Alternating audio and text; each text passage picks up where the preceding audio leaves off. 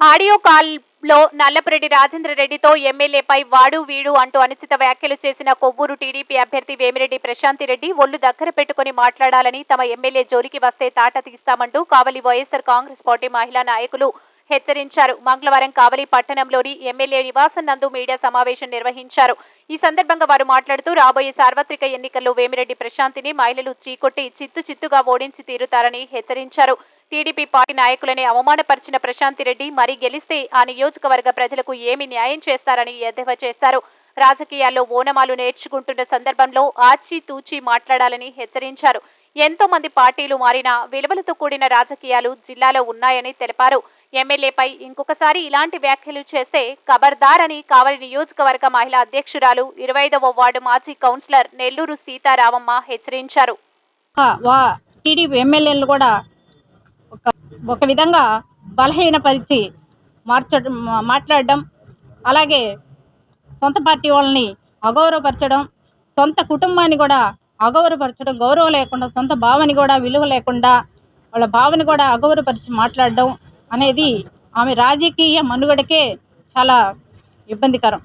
ఎందుకంటే ఈరోజు ప్రతాపరెడ్డి గురించి ఆమెకి తెలియకపోవచ్చు. ఆయన కావలి రైతు బిడ్డ. కావలిలో దాదాపు ఆయన 20 సంవత్సరాలుగా ప్రజాసేవలో ఉన్నారు. రెండు సార్లు ఎమ్మెల్యేగా గెలవడం జరిగింది. మూడోసార్లు కూడా హ్యాట్రిక్ సాధించబోతున్నారు. అలాంటి ఎమ్మెల్యే గారిని ఆయన మృదు స్వభావి, వివాద రహితుడు, ఆజాత శత్రువు అయినటువంటి ఎమ్మెల్యే గారిని అని కూడా చూడకుండా అలా సంబోధించడం ఎంతవరకు సబబు? ప్రశాంతిరెడ్డి గారు ఎమ్మెల్యే గారికి ఎవరేస్తారు, వాడికి ఎవరేస్తారు ఓట్లు అన్నారు.